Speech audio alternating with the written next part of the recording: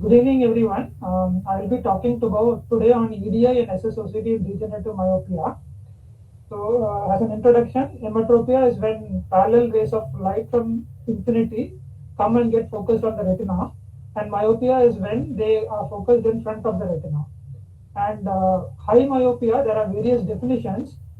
Some take spherical error of more than -6 diopter, some take as minus more than 8 diopter. There are also some criteria based on axial length, like more than 26 or 26.5 millimeter has high myopia. But in high myopia, there is no loss of the best corrected visual acuity. In degenerative or pathological myopia, there are complications of the posterior segment due to the progressive and excessive elongation of the globe, and here there is loss of the best corrected visual acuity. In pathological myopia, there is thinning of the retina, choroid, and sclera. There are also changes happening in the vitreous, and they all are interrelated actually. And we have the enhanced depth imaging EDI in the spectral domain OCT and the SWEPSOS OCT, which gave us greater depth of the scan, longer scan, and higher resolution images. So this has helped us in understanding the pathogenesis of myopic maculopathy. It helps us in guiding the management and also has revealed a lot of peculiar structures and unprecedented pathologies. So these are the various lesions seen in pathological myopia. The disc can have peripapillary changes, myopic maculopathy itself with a lot of flush lesions, posterior staphyloma, myopic traction maculopathy, and a lot of peculiar findings. I'll be dealing mainly with myopic CNVM. Myopic traction maculopathy will be dealt with by Dr. PDS sir in the subsequent talk. Coming to the myopic disc, there is an oblique insertion of the optic nerve. This can be measured by the oblique index or the peripapillary tilting index. Also, the lamina cribrosa is stretched and thinned out. There is a peripapillary atrophy or a myopic crescent, or if it's 360 degrees, it's called as myopic conus, which is a well-demarcated grayish-white area around the ONH, which actually is an area of atrophy and the RPE in that area. Also, peripapillary scleral flange, which is actually the sclera between the optic nerve border and the point where the dura joins to the sclera, it's elongated and thinned out. And this results in the enlargement of the retrobulbar subarachnoid space. So the cerebrospinal fluid is in close proximity to the vitreous cavity, and thereby the myopic eye is actually more prone to glaucoma. Myopic maculopathy was first described, the lesions were described by Curtin in 1970 actually. But this description didn't cover all the myopic maculopathy lesions. So in 1984, Avila studied a lot of eyes and gave a classification M0 to M5. But however, this also did not classify all the lesions and also did not follow the natural course of progression. So in 2015, Onamutsu and colleagues came up with a photographic classification for myopic maculopathy. And we'll be discussing this classification in little detail. So this photographic classification was called Meta-PM Study Group Classification. It was in 2015. Category 0 was a normal fundus. Category 1 was a tessellated fundus. Category 2 was diffuse chorioretinal atrophy. Category 3 was patchy chorioretinal atrophy. And category 4 was macular atrophy. So this was on the basis of a large series of 806 eyes, and they also showed in these eyes that there is a progression from one stage to another. And they found that the progression increases with age, and also the more advanced stages are seen in patients with higher myopia. In addition, they also put up plus lesions, which are actually lacquer cracks, myopic CNVM, and fugue spots. So we'll discuss each of these lesions in a little more detail. In tessellated fundus, which is actually the category 1, it is the starting of the myopic chorioretinal atrophy. The RP and choriocapillaries are thinned out and there is reduction in pigmentation. So that is why the large choroidal vessels are seen through, and that is what is called as the tessellated fundus. Based on OCT, there is actually a grading of the tessellated fundus from grade 0 to grade 3 also. This is a fundus picture of another patient with a tessellated fundus. The category 2 is diffuse chorioretinal atrophy, in which there is an ill-defined granular yellowish white appearance of the posterior pole. And if you do OCT to that area, there is marked choroidal thinning, and only the large choroidal vessels are picked up on the OCT. The diffuse corneal atrophy can be of two types. One is the peripapillary diffuse corneal atrophy, and the second one is the entire macula is involved. So it is a macular diffuse corneal atrophy. Coming on to category 3, which is patchy choroidal atrophy, it is a well-defined grayish white, intensely white area in the macula with complete loss of choriocapillaries and localized Bruch membrane defects. And they can progress to absence of outer retina and RPE and result in an absolute scotoma in that particular area. So this is progressive and can progress from either laca cracks, they can happen within areas of the diffuse corneal atrophy, or can happen at the edge of this posterior staphyloma. And they can gradually enlarge in size and become a macular atrophy. So this is one more OCT of a patient with a patchy corneal atrophy, in which you can see that the retina is almost opposed to the bare sclera actually, and there is transmission defects beneath that. Coming to category 4, which is macular atrophy, this is also well-defined round choroidal atrophy lesion, but the fovea is involved. Now this can again be two types, patchy related, like patchy atrophy developing into macular atrophy, and the second one is CNVM related, a CNVM which goes on to a macular atrophy. So on OCT there is a large Bruch membrane defect and it gradually enlarges with time. So the coming to the plush lesions, the first plush lesion is laca crack, which are actually mechanical breaks in the Bruch membrane. They are stretched breaks because of the globe expansion. They are seen as fine, irregular yellow lines and are often branching or crisscrossing, overlying the choroidal vessels. Now, new laca cracks can present with subretinal hemorrhage, and it is an important differential diagnosis for a myopic CNVM. A laca crack is a risk factor for a CNVM. To pick up a laca crack on OCT is little difficult because the lesions are very narrow. There is another patient with a laca crack, fundus photograph. Coming to the second plush lesion, which is myopic CNVM, I'll be discussing this in detail a little later on. But in short, it is an active CNVM and typically a type 2 CNVM. The third plush lesion is post-fugue spot, which is actually the scarring phase of the CNVM, and it can be a gray-white scar or can be pigmented actually. This is another example of a post-fugue spot. So to summarize the progression of the different lesions, the tessellated fundus can develop diffuse corneal atrophy, or can directly develop CNVM also, or can form laca cracks and then later lead to CNVM. So CNVM ultimately leads to macular atrophy. So this is again the OCT correlation of this classification, though this was actually a photographic classification. In tessellated fundus, you have choroidal thinning. In diffuse corneal atrophy, there is extreme choroidal thinning. In patchy corneal atrophy, there is a localized Bruch membrane defect, which is extrafoveal. And in category 4, that is macular atrophy, there is a macular Bruch membrane defect. And the plush lesions, laca cracks are not seen well on OCT. Myopic CNVM is a type 2 CNVM, and fugue spot is a scarring CNVM. Again, this is not OCT based, and therefore this classification did not have the tractional component of the myopic maculopathy.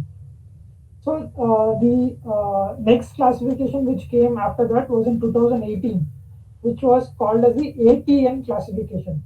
So this divided the atrophic component, tractional component, and neovascular component separately, and they graded it into A0 to A4, T0 to T5, and N0 to N2. So this was like a simplified classification, and it was meant to be like a universal classification, similar to the TNM classification for tumors. So this was called ATN classification. But however, it is not very widely still accepted. And again, this group, they also looked at the choroidal thinning and the OCT correlation of the various myopic maculopathy lesions, and they have come up with a very recent OCT based classification. It is basically the same classification but with a few more changes. In that, they included the myopic traction maculopathy, dome shaped macula into the plus signs, and also they changed the terminology based on the OCT findings. For example, tessellated fundus was like named that only. Diffuse choroidal atrophy was just called as choroidal thinning. and patchy chorioretinal atrophy was called extrafoveal Brooks membrane defects, whereas macular atrophy was called foveal Brooks membrane defects, either CNV related or patchy related. So this change in the nomenclature is all based on the recent OCT understanding of the myopic maculopathy. Coming on to the next important medical retina condition, that is myopic CNVM. It happens in 10% of patients with pathological myopia, and one-third of them have bilateral lesions. There are three stages: active stage, scar stage, and atrophic stage.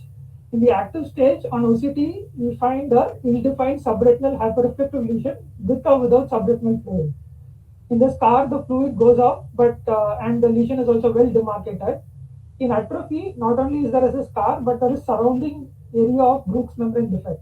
So it's basically the macular atrophy stage.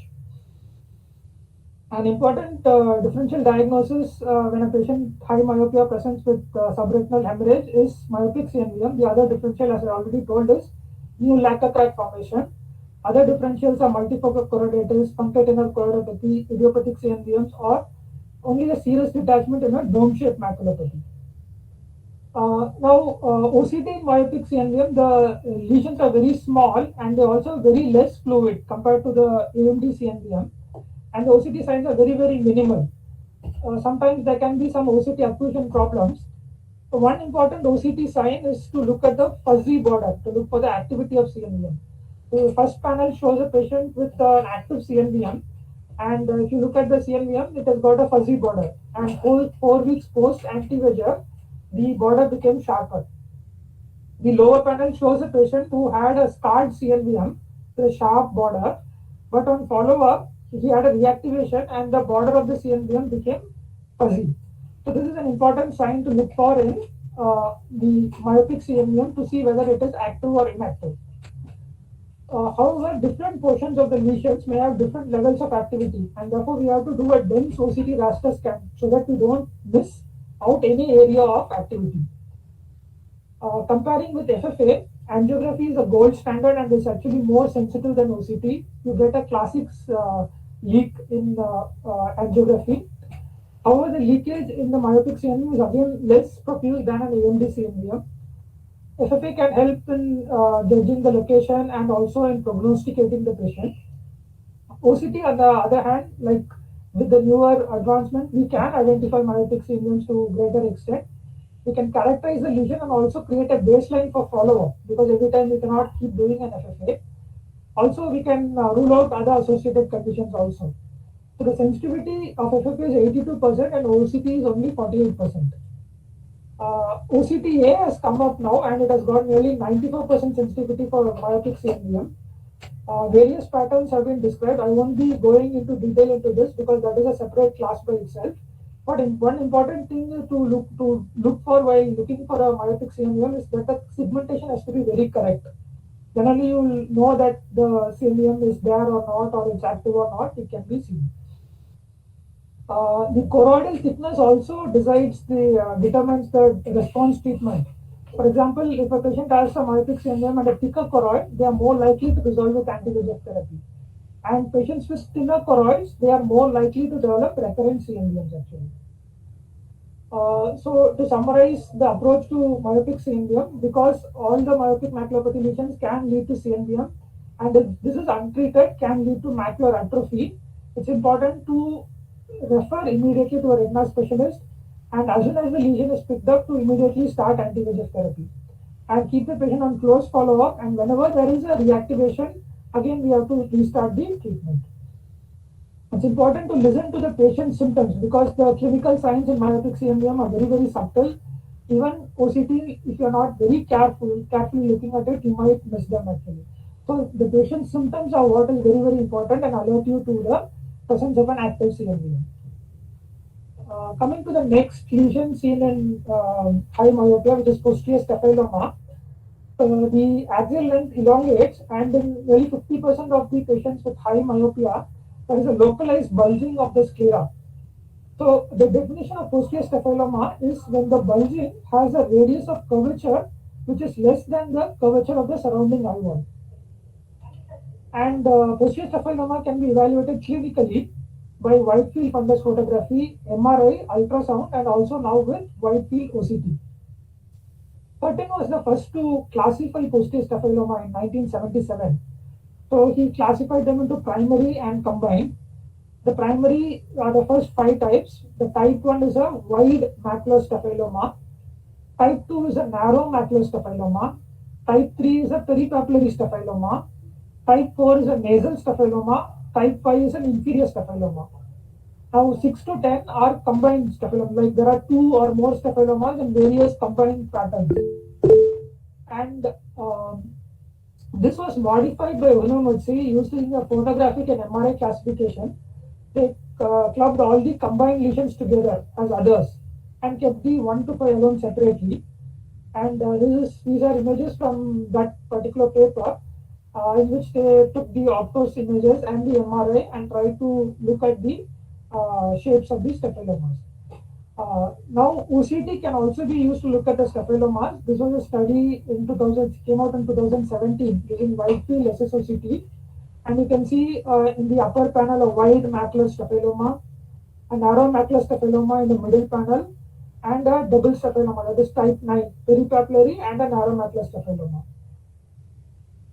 So, staphyloma invariably leads to myopic traction maculopathy, and this has never been detected before the advent of OCT. So I will be skipping most of this because Dr. Pradeep will be covering this. But basically, there is progressive scleral ectasia, anteroposterior traction, and tangential traction, which results in lot of these lesions. And these are studies from our institute. Dr. Pradeep will be discussing them later. Coming to role of OCT in myopic traction maculopathy, we can objectively evaluate MTM. The pathogenesis and natural cause has been established on longitudinal SOCT studies. Also, because in high myopia, the retina is thinned out and there is correlatal atrophy, identification of the early stages of MTM is difficult clinically. So, OCT helps us in picking up these lesions. Also, serial OCT scans done over a period of time, they can help us to decide when to intervene surgically, when to observe.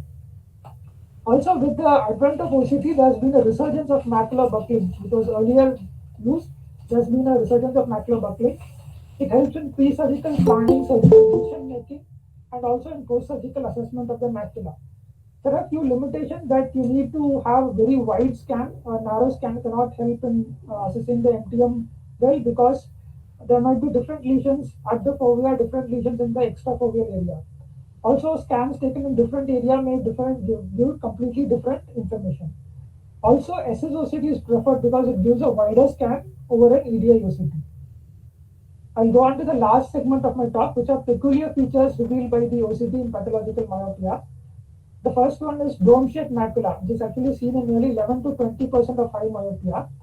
So there is an inward bulge of the macula inside the posterior concavity. And the bulge is significant only if it's more than 15 microns either in the vertical or horizontal section. Why the bulge happens is because of the variation in the scleral biomechanical properties. Basically, there's a localized scleral thickening due to the asymmetric scleral growth. And they can be a round dome. Most common is a horizontally oval dome. Vertically oval dome can also be present, but it's quite rare. Based on the dome height, they can be classified into low, medium, or high. And the dome-shaped maculopathy is a OCT diagnosis and understanding. Picking up dome-shaped maculopathy clinically is actually very difficult. There are some complications associated with dome-shaped maculopathy, like subretinal fluid can be present over the dome. The explained pathogenesis is that there is obstruction of the choroidal blood flow by a thickened sclera, or the RP atrophy causes decreased pumping of the subretinal fluid. The second thing which can be present is extrafoveal macular schisis. However, foveal schisis is never present because the dome actually presses on the fovea and actually gives a protective macular buckle effect at the fovea. So whatever schisis is present in dome-shaped macula is always an extrafoveal schisis. And you can have a CNVM in a dome-shaped maculopathy, either a typical type 2 myopic CNVM or sometimes even a type 1 CNVM associated with a pachychoroid in dome-shaped maculopathy has been reported.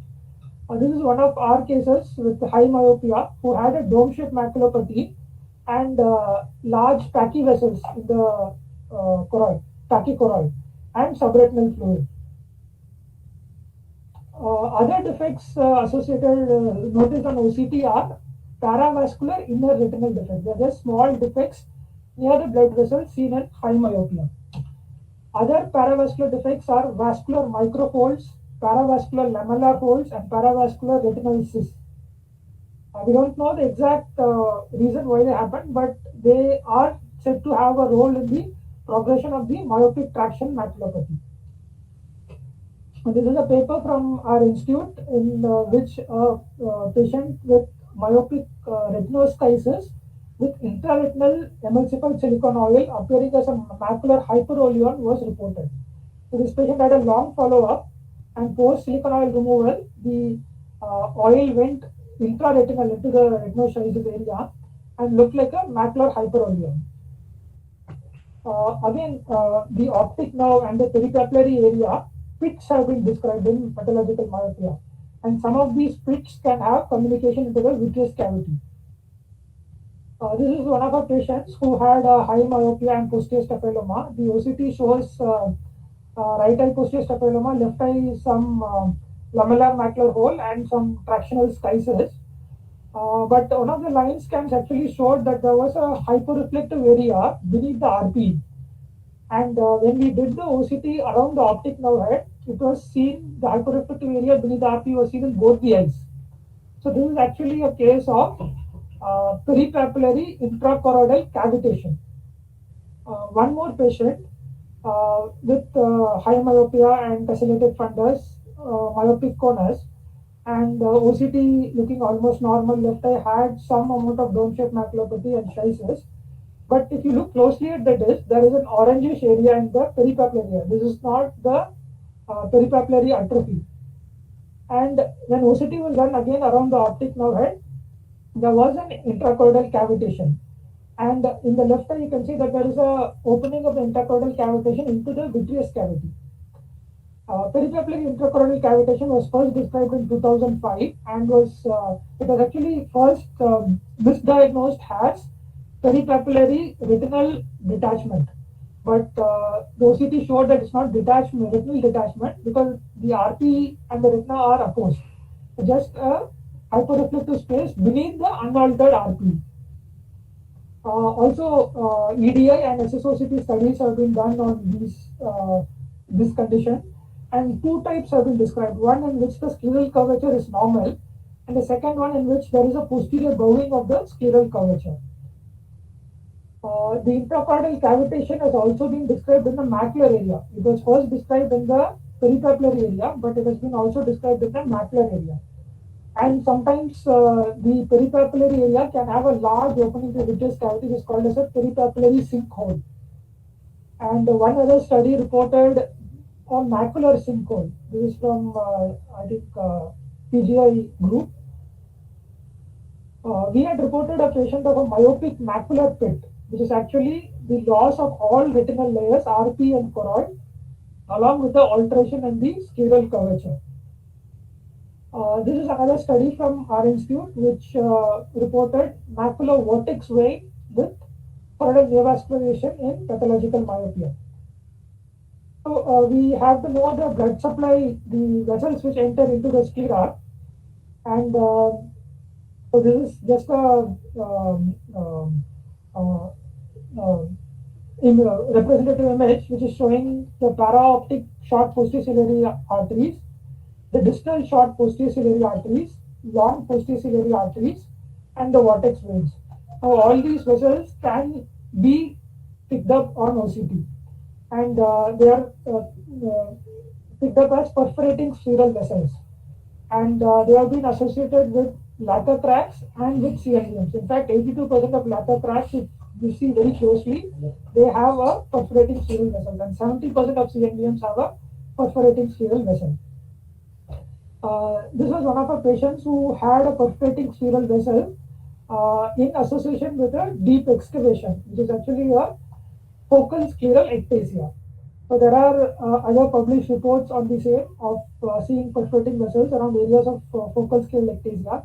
The hypothesis is that the ectasia happens because these sites are inherently weaker because the emissary vessels go through the sclera at that area and because there is an outpouching in that particular area. We can even see beyond the eye, we can see the orbit on OCT. This is because the retina, choroid, and sclera all are thinned out actually. This was one paper which studied the posterior episclera and Pinon's capsule based on the SSOCT. And the shape of the sclera can also be studied. There are various studies on that. There are some limitations, like the OCT acquisition is a little difficult. You need a wide field OCT, and SSOCT is superior to normal EDI OCT in these conditions. To summarize my talk, there has been a paradigm shift to understanding pathological myopia. There has been a great expansion of knowledge of the changes in pathological myopia. We're able to see much deeper and much wider. We are having newer and better OCT-based classification systems. OCT helps us in the management and also follow-up of the patient with high myopia. And it has also uncovered a lot of peculiar findings. We still know a little why they're happening. Still, we don't know a lot why they are happening. But yes, as more evidence happens, we might know a lot more about these conditions in the future. Thank you for your patient listening. Nice, VJP. I think yes, I think limited time we have covered so well. I think it's a really vast topic, and stage set for Pradeep, I think now. So. Okay. Thank you, sir. There was a question from you, sir, some on the Vatsky thing. No, Muna has written that one. Okay. Later you see then. Yeah. I tell basically because of poor contrast, sometimes even a 78D we are not able to pick up changes at the macula and a myopia, and not every time we are able to get an OCT done. So you just put the slit beam on the fovea and ask the patient what they perceive. Very often you are able to pick up a macular hole also. So I just wanted to, since they're postgraduates in the I hope and fellows who may not have immediate access to OCT, this is a clue that will tell you that you need to look further into the cause of decreased vision. Actually, I learned this Vatsky Alan from Ronak. I think all of us are posted with Ronak. So in his posting, you will see in your notes, lot of macular cases written Vatsky positive, Vatsky negative. So that's a very good subjective test which we can assess. Very simple, and most patients are able to describe it.